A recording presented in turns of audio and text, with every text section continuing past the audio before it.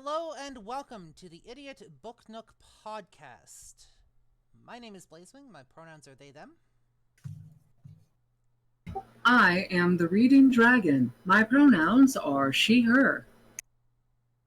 I'm Lady Punnet. My pronouns are primarily she, her, sometimes they, them. Today is a she, they kind of day. And my name is Crittershy. My pronouns are she, her, they, them. Today is a her day.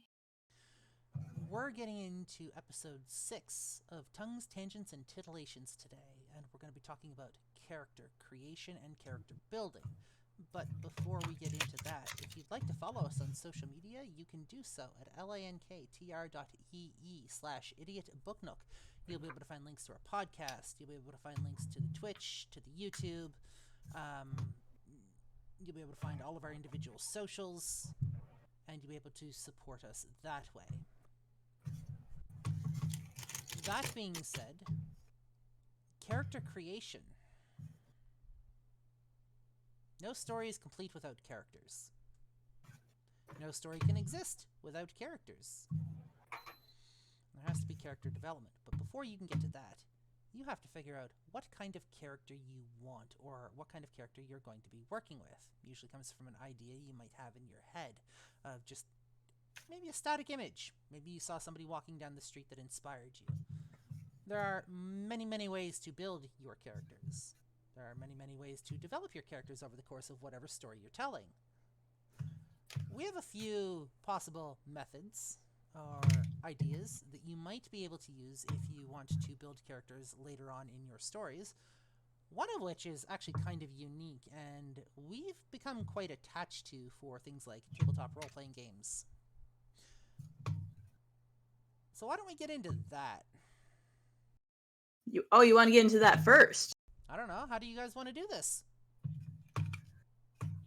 I mean, that sounds like, I think we've all done character creation to one degree or another. But I think opening the floor with our tried and true, or at least what's become, I guess, what's the word? Oh my God, my English out the window now. No, like it's become a thing now. So like AI? No. Go to? Yeah, or like it's tradition or something now. Okay. Sure. Sounds good. We can start off with what we've been doing. So, a while back, while I was going through the Instagrams, I came across this person who did a tarot spread that would help develop characters of some sort.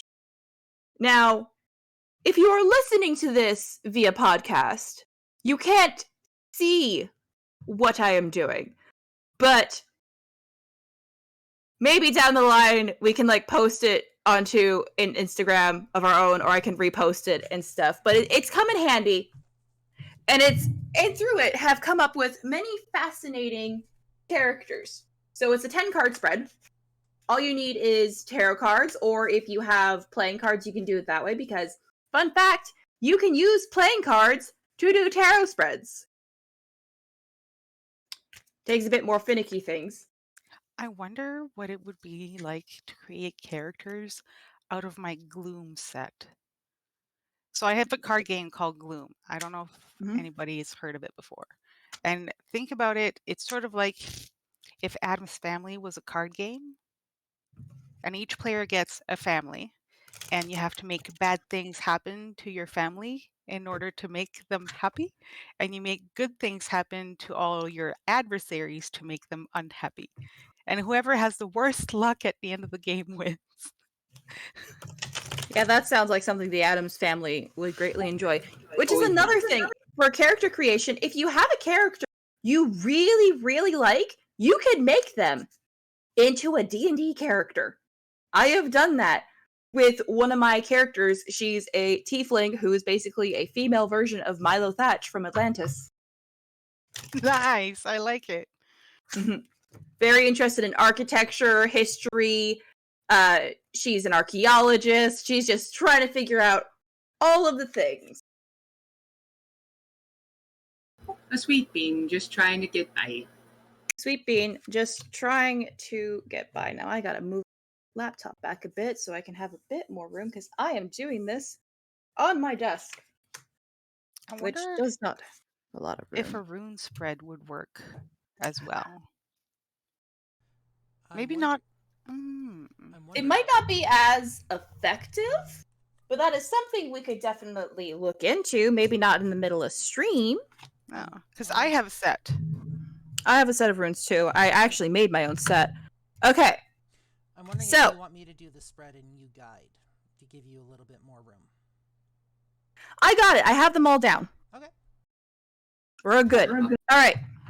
So if someone wants to take notes, though, while I do this, that would be greatly appreciated because we need to do the notes to remember what the fuck we're doing. So, like I said, this is a 10-card spread. You need quite a bit of room. So, our first card represents this character. Oh. Sorry, I was just going to say, before we get into this, something interesting to note, if you have more than one person helping you to build the story, you have like maybe a couple of people, a couple of story builders or world builders or people that you like to discuss these concepts with, you can sit here and debate back and forth and refine what you get out of the tarot cards until you get something that works specifically for you based off of what the tarot cards gave. That's what happened with me and Blaze once, and we went from making a singular character to like a whole quest line. That was a fun day. All right. There's plot twists and everything. I was there for that. Or at least for one of them. All right, so hello, Nacho. Are you here to assist? We have our lovely assistant, Nacho, here. Nice. For assistance, because he saw the tarot deck come out, and he is my familiar, so I think he thinks we're magic. Which, in a way, we are. So, our first card, card number 1, represents this character as a whole. So, that card is the 5 of Cups. Now, you can use only major arcana. You can use only minor arcana. I prefer using all of them. Is it upright or reversed? It's upright. It is upright.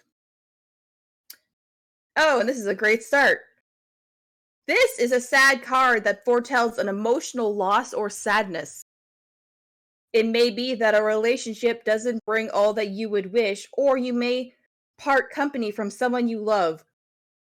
All is not lost, as other factors will compensate.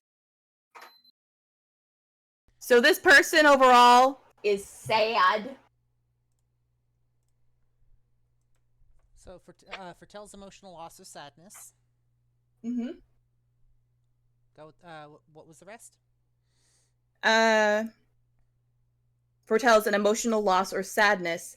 It may be that a relationship doesn't bring all that you would wish, or you may part company from someone you love. All is not lost, as other factors will compensate. So we have someone who has either lost a loved one, lost something of great importance, but overall, apparently, is just might be a sad person. It feels like the wonky cross theory. You know, you're gonna suffer, but you're gonna be happy about it. Yeah. Okay, Nacho, I love you, but position 1 detailed. No. We do not walk on the cards. Character as a whole. Like Character the as a overall vibe of the character. So this person is sad. Oh, that makes me think they might have depression. Oh, baby, I'm sorry. But hey, They got them sad eyes. They got the big old sad eyes. All right, are we ready for 2? Yep. Okay, They don't have 2. resting bitch face, they have resting sad face.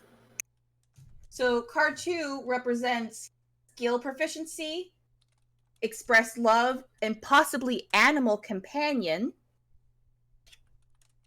We have the 8 of Swords in reverse.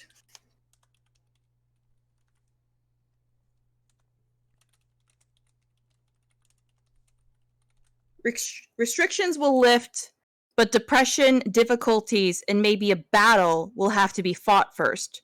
There may be illness, accidents, a prison sentence, or even a death in your circle. They're fighting their inner demons. And that definitely ties in well with the first card. Restrictions will lift.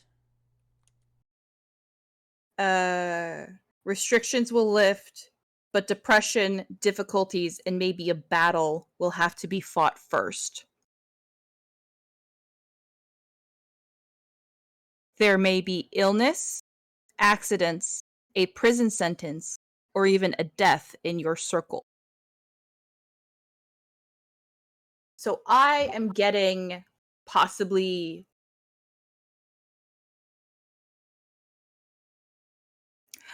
So this has to do with their skills and how they express love and possible animal companions. I'm not getting an animal companion from this.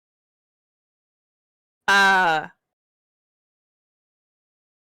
am, however... The vibe I'm getting is probably something akin to an ego death. A what? So basically, when you're kind of doing like your interpersonal healing and self-reflecting, and you kind of come to the realization of certain things that have happened in your life, whether or not it was your fault, or you just kind of have like this really intense revelation on like how you actually are as a person, or who you are as an individual, and how you interact with the world around you. Sometimes that can trigger something called an ego death. Okay, but how does that translate to skill proficiencies or how they express love? See, it might be early. I don't know, but I'm starting to get paladin vibes. Give it time. Wait until the rest of the cards show up, because that can flip really quickly. Oh yeah, that's why I said I'm starting. Do we have any ideas for like at least a skill proficiency though? Yes, Dragon? So the definition of an ego death, it is a complete loss of self-identity. It's often experienced through meditation, sometimes psychedelic drugs, or spiritual practices like chanting, breathwork, and yoga, and what have you. Ego death is an experience of pure presence or transcending consciousness. It can feel like you're becoming one with everyone and everything around you, if you're going the more spiritual meditative side of things. And it is often used in psychoanalysis, mysticism, and some religions. It can refer to the disappearance of an individual's sense of self, the removal of one's perception of oneself as an entity separate from one's social or physical environment, and the realization that you are not truly the things you've identified with, and the ego or sense of self you've created in your mind is a fabrication. Fascinating. But once again, what skills do we get from this card? Arcana. Somebody who's well read. Switch. What about a monk? Monk could be a possibility. Yeah. All right. We'll continue, and hopefully this next card, which is their primary motivation, how far they'll go to accomplish goals, and relations with family. Okay, 1 sec. Oh dear. 1 sec. Are we building a tragic character? Primary motivation, how far they'll go to accomplish goals, and relations with family.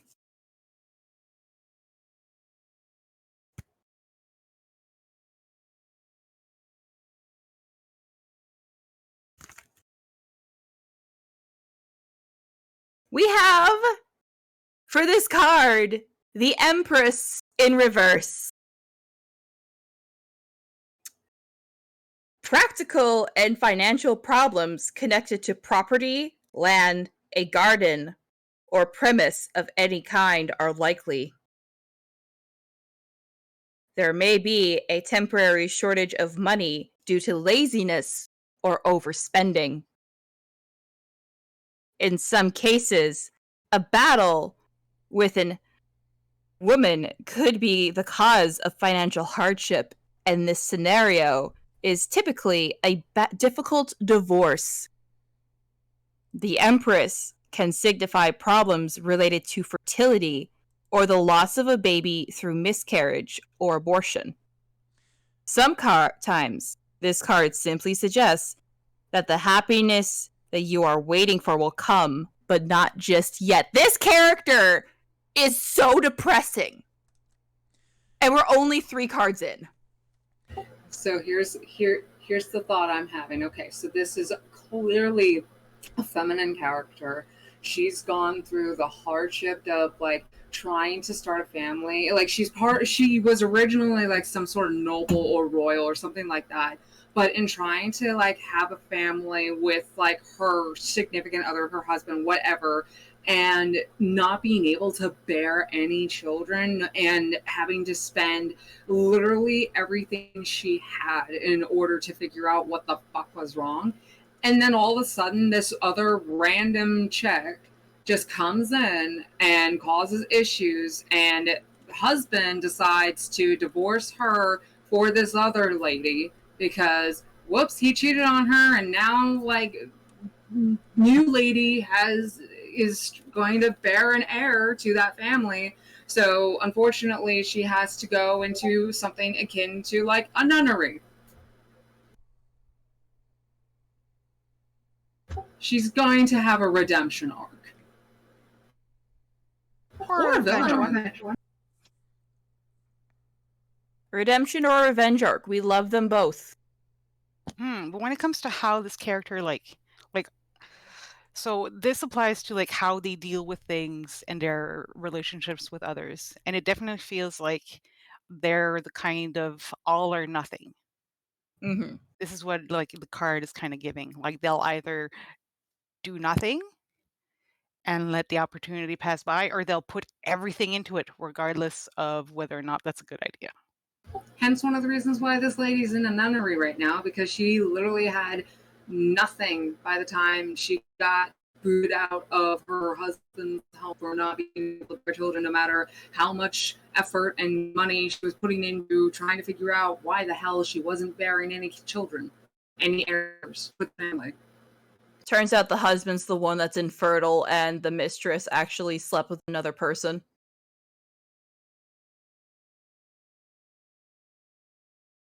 Anywho's! Blaze, any thoughts? Yeah, can you take a photo of the cards as they come up and list all of the different segments for me? Sure, I need to go grab my phone. I can't keep up typing with so. It's a lot of info. It is a lot of info.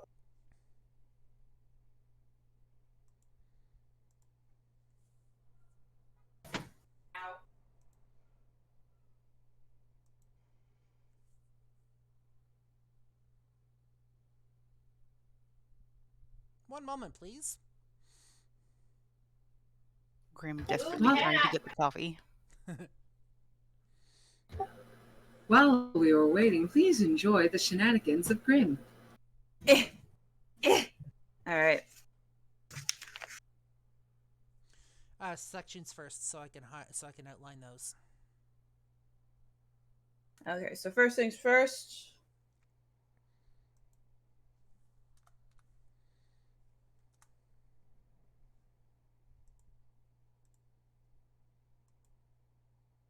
Ignore the stickers on my laptop. Mm-hmm. Okay. Just throw them in the general chat. Yep.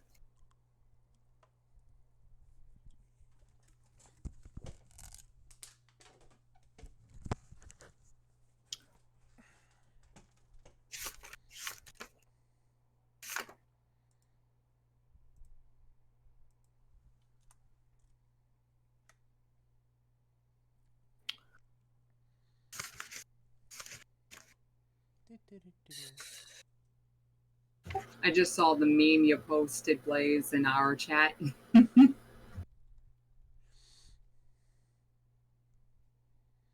God, last time I had anything like that was back in March and April.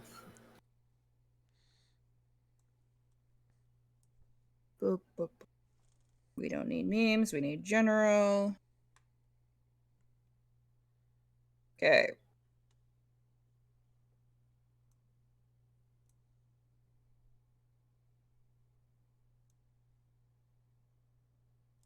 They're loading.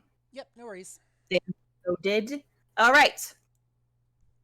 In that, I have also sent you my little reference guide for what each card is supposed to be for. So, we just did 3, which is the primary motivations. Our next one should be interesting, because card number 4 is fears, anxieties, and how they cope, self-perception, and how accurate it is, and their sense of humor.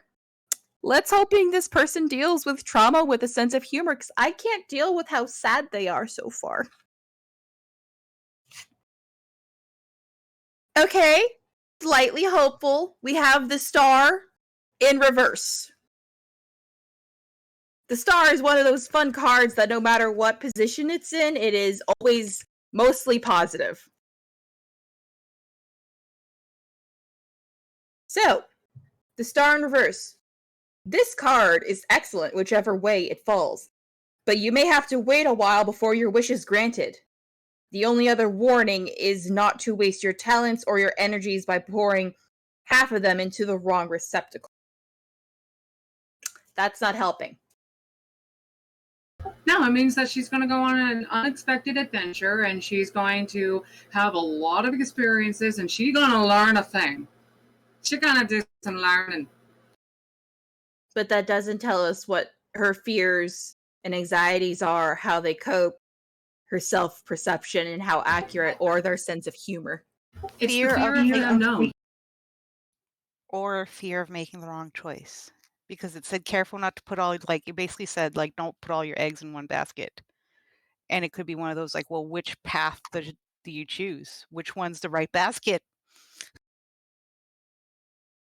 This is true.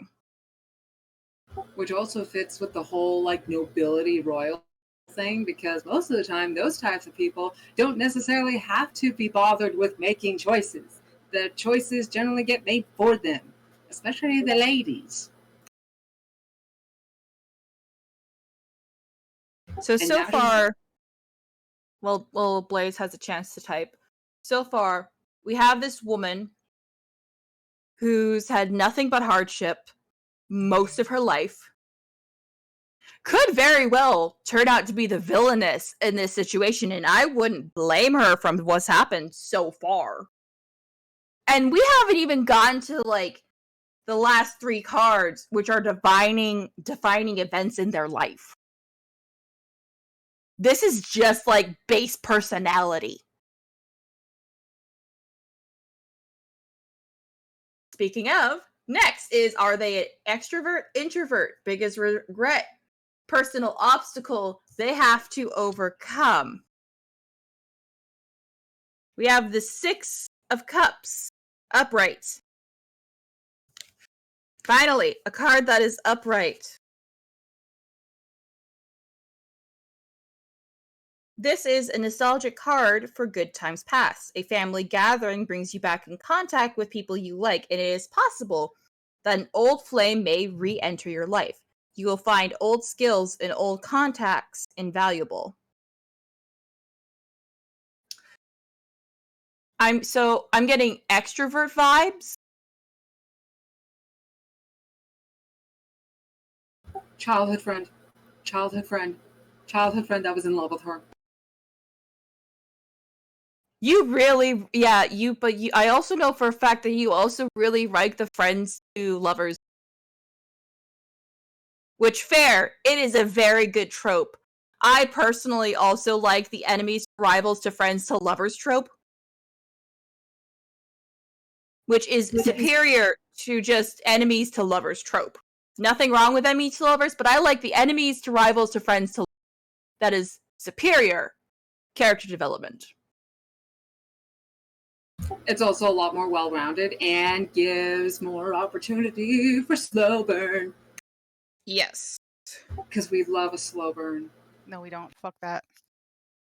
Okay, wait, before I continue this, what's your definition of a good slow burn? Because I've seen slow burns that last, like, 6 books. I cannot handle a 6-book slow burn. I will handle maybe a 2-book slow burn, where they, like, kiss at the end of book 2. Yeah, that's pretty much my limit as well. Yeah, I don't want it to... let's just say I would not want to read a slow burn that lasted in the book's timeline multiple years. No. I'd like to have a time skip. On that topic, really quick though, fan fiction. When the fan fiction says it's a slow burn, what chapter is your limit before it's like, no, this is too long of a slow burn?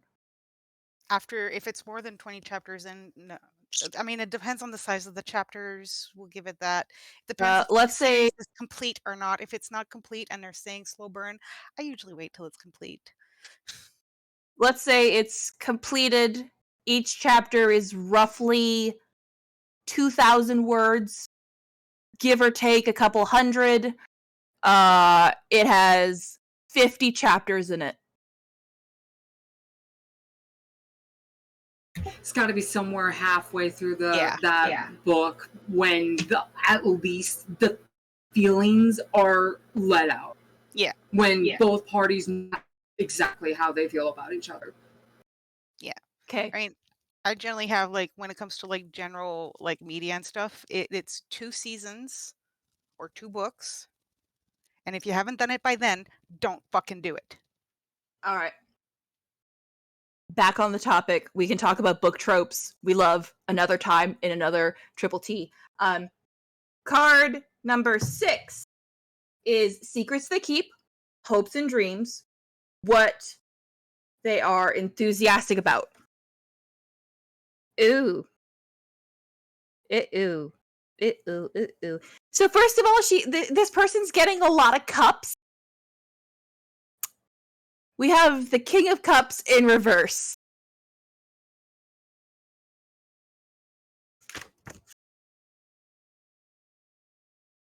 This king can be selfish, greedy, and weak. He may promise much, but he won't fulfill all that he promises. He is unreliable in business or in romance, but this may be simply due to his current circumstances rather than his nature. This is about secrets they keep, hopes and dreams, and what they are enthusiastic about. I think this girl fell in love with the wrong person. Also, I'm just realized this as you were reading and like connecting it to what we've gotten so far. This, if y'all had at least seen bits and pieces of it, Zuko's mom. It is Zuko's mom! Oh, that's just depressing. Right? Especially when you actually look into that whole story arc, which is in the comic series extension of the Avatar Last Airbender universe. Like the official comic series. Mm-hmm. And you get to Zuko's adventure looking for his mom and finding out from her and all that, her past and everything she went through in life up until the day she had to disappear. Mm-hmm. My gods.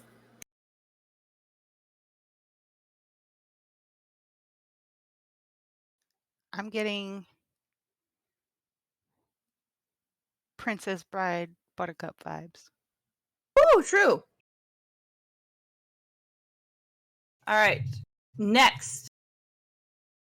For card 7, most extreme personality traits or behaviors, how they want others to perceive them, and why. Okay, we have the Magician in upright.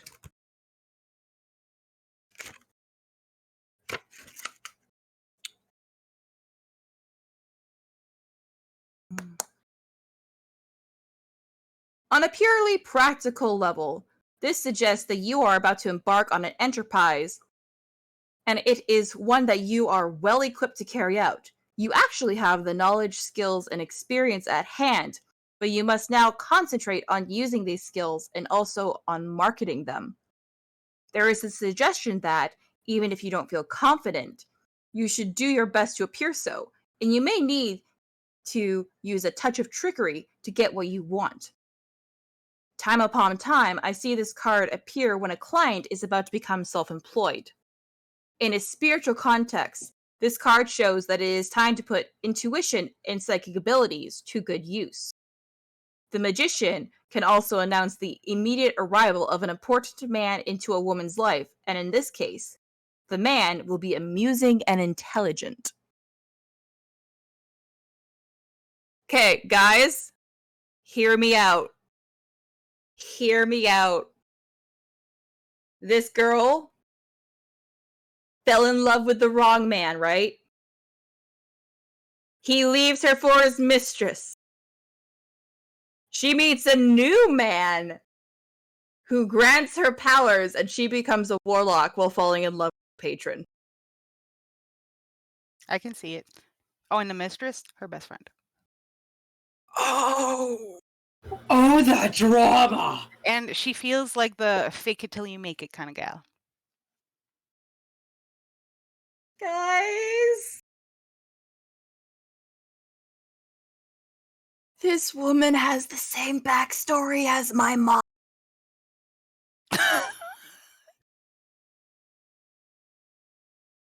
My dad left my mom for her best friend. Damn. Oh. Ouch. Big ouchies. When the cards get a little too real. The cards are hitting a little close to home for me today, guys. How the hell are your folks so amicable? Because my mom's a fucking saint. Clearly. And we had to talk about this earlier, and apparently she has a lot of unresolved trauma that she hasn't, actually processed. And I'm like, maybe you should go see somebody about that. And she's like, nah, it's fine. I just make fun of your dad. We all cope how we can. Yeah. Luckily, he didn't stay with her.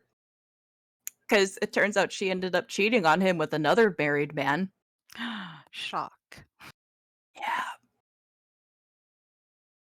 I'm gonna have a heart attack and die if not surprise. Anywho, let's look at the 3 defining events of this woman's past. Can I get a photo of the magician? Of course. Uh-oh. Spaghetti-o?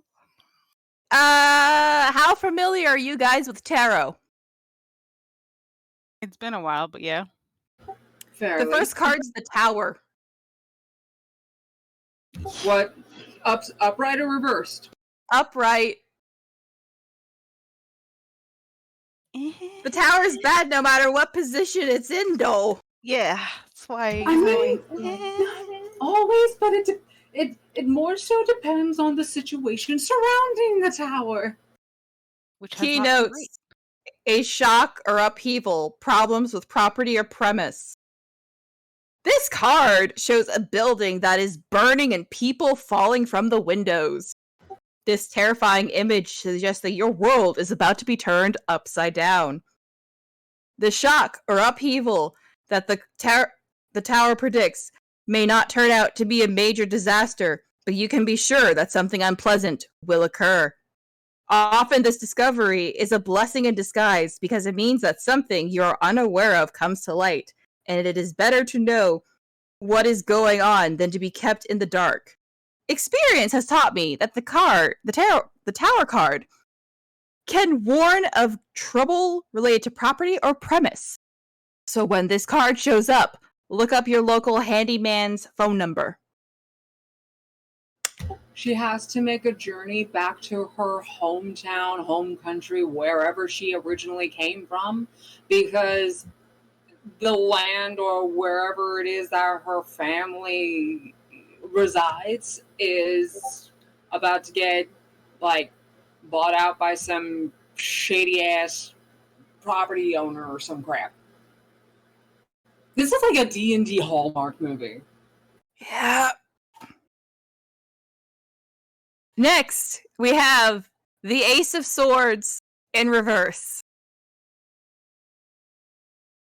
All aces signify a new start. And in this case, new ideas and projects are likely. You will soon take control of a situation, make decisions, and make things happen.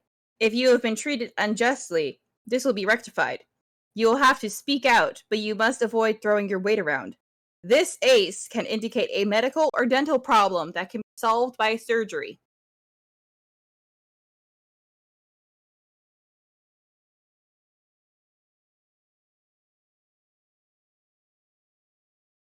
And our last defining event.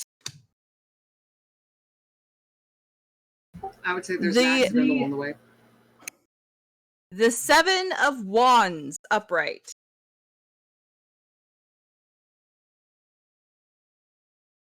Wands are always good. A sensible approach will allow you to cope with anything. Divide a job up into pieces rather than tackle the whole thing head on. You will face opposition, or you may have work while feeling ill. The message is to keep going and take things step by step and to not give up. So just keep swimming. Just keep swimming. Which is hilarious, because wands are a fire card. Mm. And that is our tarot spread for this person. Quite the character we've created.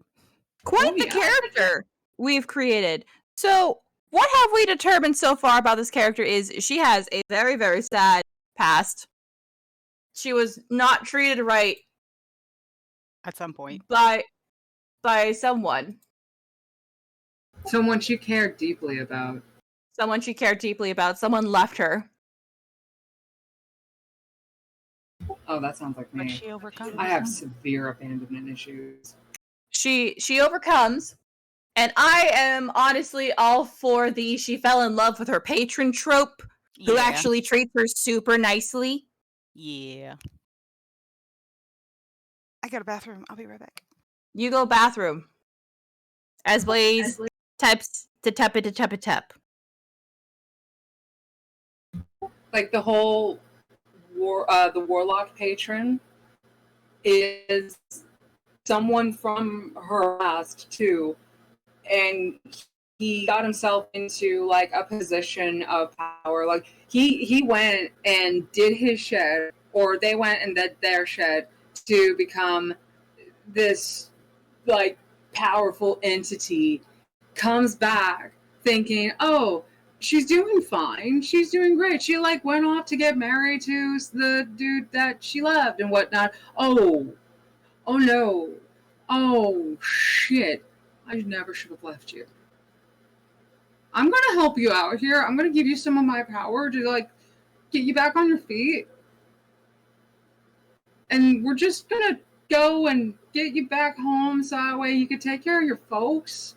I'm gonna go slash his tires. You don't worry about anything. You go home. Because plausible deniability is going to be our thing right now, my dear.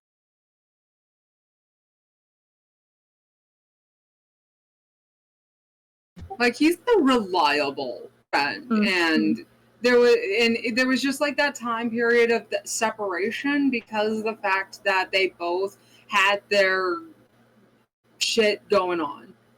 Mm-hmm. Like he went off adventuring, she went off to get married. I'm almost getting like Archfey vibes from this person. So an Archfey warlock in a way, which is very similar to paladins. Oh, this is also reminding me of a I don't remember if it's webtoon or mantas, but it's like a web comic series under the oak tree or something like that. But the premise is this woman, the main character, she gets married off, and the man she doesn't know, and it's an arranged marriage. And the night after they consummate the marriage, basically the day after the marriage and all that, the husband gets sent off to war, and she's effectively left all alone in their home for 5 freaking years, waiting to see if he actually comes back. He comes back a freaking hero, and everybody is happy, and the crowned prince or king is wanting to marry this guy off to his daughter, but when he comes home, the first thing he does is kiss the main heroine, and she's just like, what? We only had like one night together. And apparently he's just like so infatuated with, she was all he could think about while he was out there, and it was like his primary motivation to get the fuck back home to win and defeat this dragon that he was set up to go fuck up. Aww.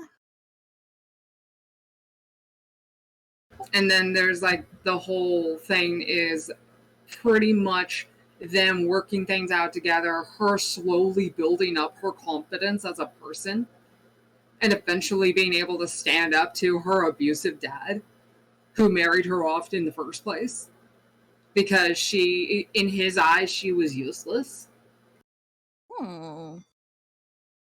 That's yeah, it starts off really fucking depressing.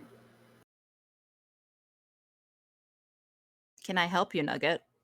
You're a bit late to the tarot reading, my boy.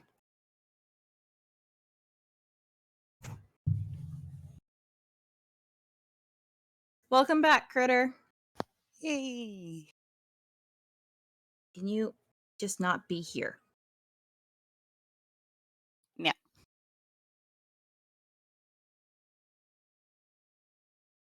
So what are we doing now? I think we're just waiting on Blaze to finish typing.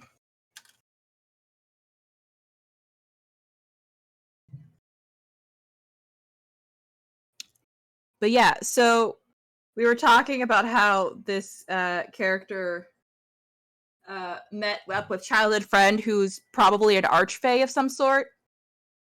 And he was all like, so you're gonna go home because your husband's a piece of shit. You're gonna go help your family for a bit. I'm staying here. I'll be doing things you don't want to know about, so that way you have plausible deniability. And it's not like he can do anything to me to begin with. So don't worry about it. I'm just gonna slash 3 of his tires. I'm gonna, like, make all of his food spoil well in advance so he has to use more money to buy it. And I'm gonna make his mistress look hideous. Don't worry about it. Don't worry about it. I did have a thought about the spread in terms of what other, like, what it could, like, so who's here's played or watched any Baldur's Gate 3 material? Yes. Okay, do you know much about the warlock character Will? Yes. This reminds me a bit of him. Like, if instead of like, the character being female, it was male, and it's the patron that does the betrayal. True. It kind of gave me There that is vibe. that vibe. Just a bit, yeah. I don't want to get like too into detail because I don't want to spoiler for people who haven't played it. Yeah. I haven't gotten a chance to play. Well, I played quite a bit of it on my boyfriend's PC, but his PC's acting up now, unfortunately. So we can't really play it without the computer crashing every like 30 minutes, which sucks because I got through a particularly difficult battle and beat it but before I had a chance to save, the computer crashed, so I had to do the battle all over again. It sucked. Is it in Act 1 or? It's in Act 1. It's in the Underdark. It has to do with the Forge. Yeah. Yeah, okay, I know which one you're talking about. Yeah. I'm a little bit further ahead right now, but I have a battle that I did while streaming yesterday. I streamed for 4 hours. I still haven't won. Oh, honey. It feels like, do you ever get the sense like the game is just like no, you're not going to win this. There has to be another way. You're doing it wrong. Oh yeah, I've had that. Because I mean, it sucks when that happens. Like, how many times? Like, what are the odds of an auto-generated thing rolling you 3 ones in a row. Oh, that's the worst when that happens. And you don't have, like, inspiration die to help? Or you used up all your inspiration already, and that's what you're getting? See, I am much more likely to believe rolling 3 nat ones in a row on an automated system rather than, oh god, because this happened in a session of Total Party Knockouts that when we were still playing on a more consistent basis, but one of our players, I forget which one, she had rolled 3 natural ones in a row using different dice. Oh, ouch. Physical dice. Yeah, that's definitely the universe saying, nope. We basically had a Will Wheaton day. It was so bad, those rolls and the whole encounter, that we were saying, Will Wheaton, we hope you are, whatever game you're playing right now, we hope you're getting the best rolls ever. Because that's what it felt like. It felt like Will Wheaton took all of our luck and gave us all of his shit rolls. Apparently that's a common problem with Will Wheaton, is just that he always rolls shit even at home games. Yeah. And like Matthew... Well, Matthew was genuinely surprised. Well, no, because when he was like guessing on Critical Role, he was genuinely surprised at how often he rolled badly. Maybe it's How's it going, Blaze? Well, I have everything written down. We're almost word Perfect. for word. Took me a bit. Excellent. But I do have it. So, position, character as a whole, foretells emotional loss or sadness. Okay? Might be a relation. It might be the relationship doesn't bring you all you wish, or you may part from company you love. Followed by the Eight of Swords reverse. Restrictions will lift, but depression, difficulties, and maybe a battle will have to be fought first. There may be a death or a prison sentence in your circle. The Empress in reverse.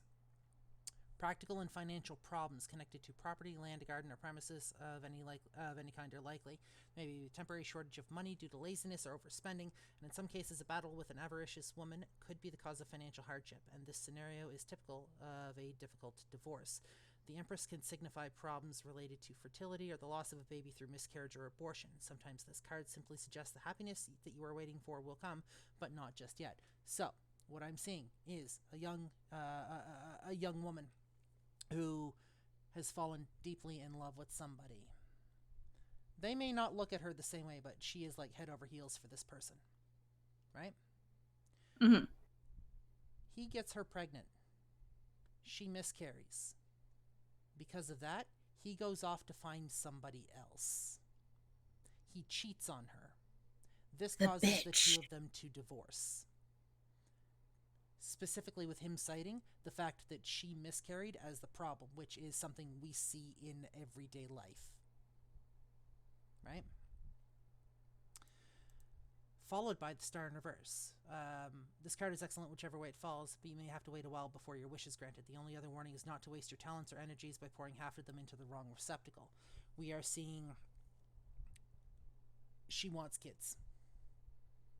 Desperately wants kids. But now is not her time. The Six of Cups upright. This is a nostalgia card for good times past. A family gathering brings you back into contact with people you like, and it's possible that an old flame may re-enter your life. You will find old skills and contacts invaluable.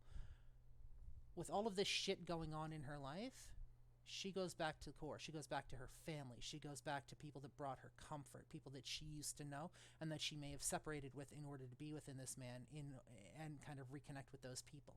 Somebody pops up from her past that maybe shows her, or maybe kind of gives her that flame for, that love of life all over again. Hope for the future. Mm-hmm. Hope for the future, that sort of thing. King of Cups in reverse. The king is selfish, greedy, and weak. He may promise much, but he won't fulfill all that he promises. He is unreliable in business or romance, but this may be simply due to his current circumstances rather than his nature. This person who's given her this love of life back, this hope for the future, starts promising her things. but can never come through, can never go through with it, can never fulfill those promises, and as such may come across as extremely unreliable. The Magician upright. This card depicts a magician who has all the elements of the tarot pack to hand. These being the cup, wand, sword, and pentacle, and he understands how to use them. On a purely practical level, this suggests you're about to embark on a new enterprise, and it's one that you are well equipped to carry out. You actually have all the knowledge, skills, and experience at hand, but you must now concentrate on using these skills and also on marketing them. There's a suggestion that even if you don't feel confident, you do your best to appear so, and you may need to use a touch of trickery to get what you want. Time upon time, I see this card appear when a client is about to become self-employed. In a spiritual context, this card shows that it is time to put intuition and psychic abilities to good use. The magician can also announce the imminent arrival of an important man into the life of a woman, and in this case, the man will be amusing and intelligent. What I'm seeing here, the divorce, the loss of the child, and reconnecting with, rekindling old connections, taught her the only person she can rely on is herself, and if she wants to get something out of life, she's going to have to go find it herself. Therefore, she starts out adventuring, maybe. She starts out kind of testing the waters and seeing how that goes. But the emotion behind all of this shit unlocked an otherwise unknown gift, unlocked magical abilities within her. I'm seeing a sorcerer here. I'm seeing somebody who channels their magic through their emotion. Whether that's burning rage, whether that's fluid like water, whether that's kind of lofty like air. All of that emotion is used to channel their magic. Everything up to this point has taught her how to tap into these abilities.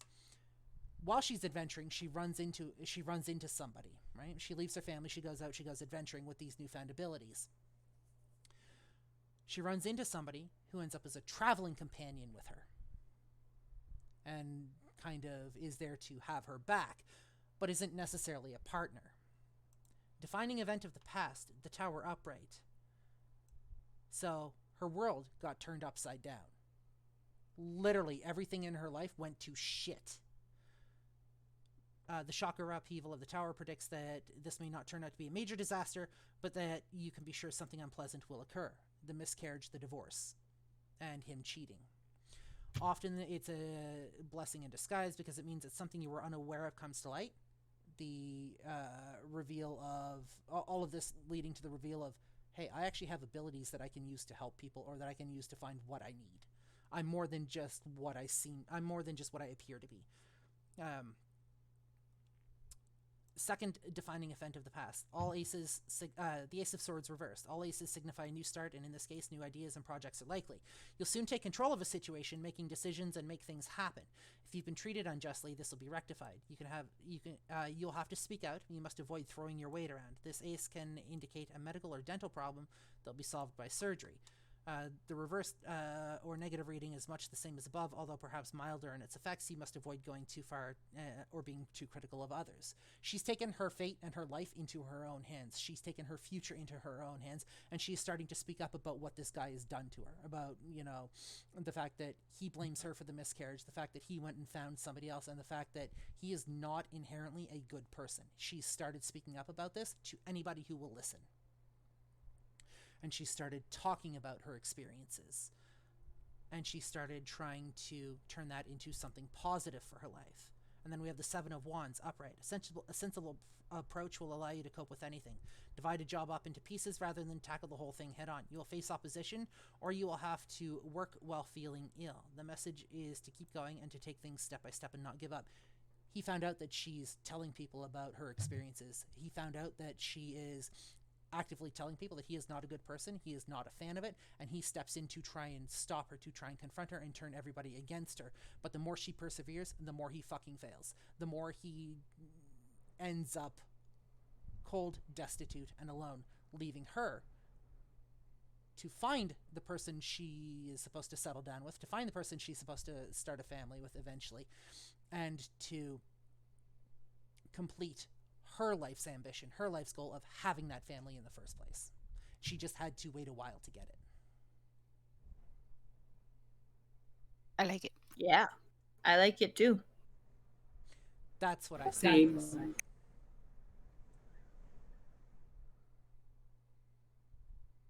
Yee. Then again, I'm only one person with only one point of view, so... I could see possibly with the friend that seemed unreliable, maybe it's more... Maybe, yes, it looks like they're unreliable, but they're trying to help in their own way, and maybe that's not a way she approves of, like slashing 3 of her ex's tires or things like that. Maybe it's just like, that's not helping me. It's making me laugh, but it's not helping me. That, or is just they have a lot of difficulties in their own life that's keeping them from being able to put those things through. Because it did say, like, it's not necessarily a character flaw and more an issue of situation. True.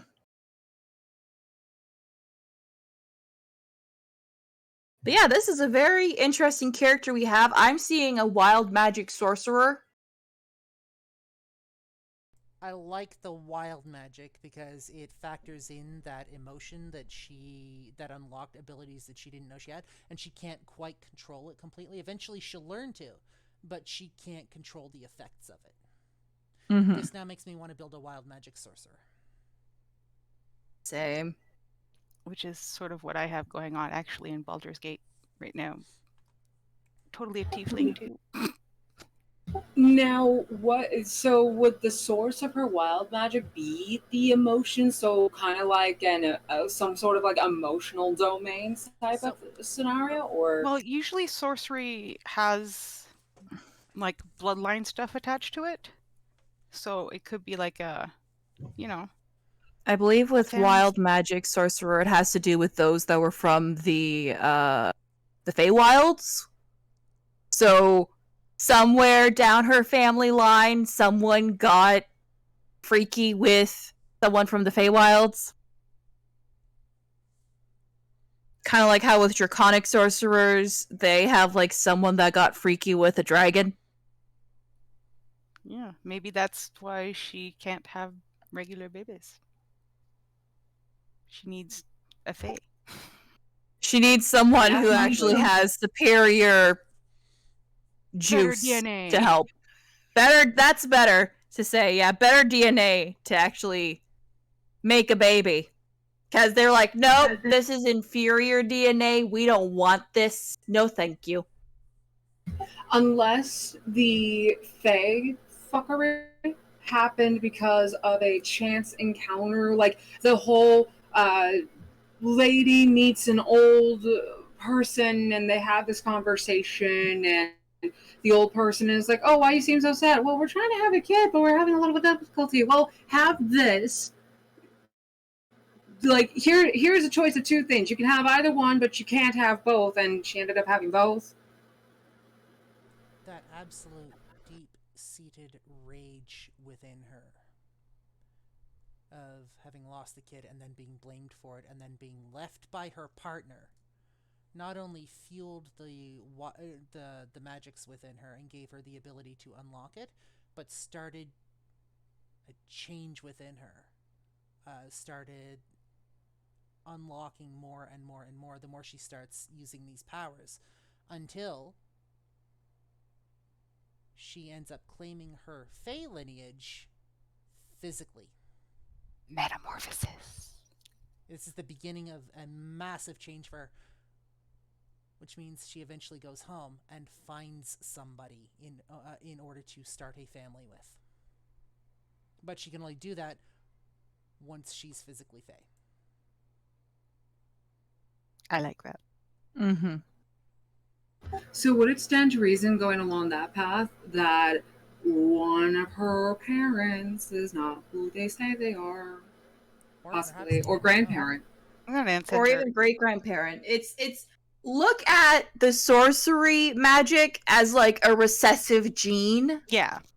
And you need like a certain number of like recessive genes to dominant genes for it to show up. Kind of like how someone how two Caucasian people can give birth to someone that has dark skin because one of their great grandparents was African American. Sometimes it just doesn't show up right away.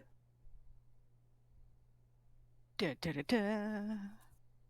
Or some kind of mix. Yeah. So how are we feeling about this? I'm feeling like this is a good character. I'm not gonna lie, I kind of want to build this character and play it. Yeah, and I think that's the beauty of putting a character together like this, is it, in a way, it gives you like a very well-rounded base while still being able to feed your own creativity into it. Mm-hmm. And this is also great if someone's like, hey, I'm planning to do like a short campaign, probably less than 10 sessions. Are you interested? And you don't have any idea what you want to do. Yeah, definitely. This being said, if tarot cards are using playing cards to figure out a character like what we just did, doesn't really work out for you, whether it's like you don't have time, or you just don't have the patience, or you would rather something a lot quicker, there are a lot of sources online of character generators, including name generators, like town generators. Let's see here. One of them, just a second. And honestly, sometimes, like, when I'm under pressure like that, one of my favorite things to do is to take some of my favorite characters in like movies, literature, or whatever, and like just like rework them in a fun way. Like my Andre the Moose. I made a moose centaur. And I modeled him after Andre the Giant. Yeah. But this has always been our tried and true method of making characters, especially if they're going to be like NPCs in a world, because it gives you such an interesting outlook on the character, and it gives you a chance to like think about it, actually think about it, and interpret it as you will. And the best part is, if you're not like in love with how the character turned out, it's easy just to like redo it another way or try to think of like other ways to do it. Yeah, for sure.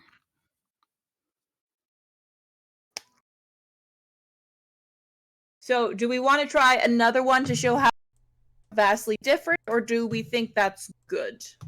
I think it's good to kind of give an example of how it works, but we don't want to overdo it. Yeah. I'm also It's already of like the 11:30. opinion that doing another one will take us very close to 2 hours. True. And we are approaching our normal cutoff time here. Did we want to venture probably a different method that may take a little bit of shorter time? I actually had a thought on that as well. There are multiple ways of building characters, as we said. One second. Yeah, we were just as we discussed, talking about that a little bit, yeah. There are multiple ways of building characters, right? And no two people are going to build characters the same way. What if we took this topic and we split it into multiple segments and took one segment to deal with one specific method of character creation? That'd be cool. We could sit down and we could brainstorm, and we could figure out what else we want to talk about, and then devote one episode to one method. So this is our tarot method. This is our tarot method. Yeah. Okay. Yeah. Cool. With that, there was actually a method that I was developing back in 2018 where I created lists of different things, and what I was creating was sort of like a D100 method. Yep. Where you roll a D100 and you pick from a table of things. Yep. Mm-hmm. So yeah, we definitely have material where we could do a couple of these for sure. And then we can go over, once we've done a few, we can go over and kind of talk about the pros and the cons or the ups and the downs of each different method that we've been through. Mm-hmm. I like it. Cool. With that being said, I do think this is a good place to wrap up for this episode. Yeah.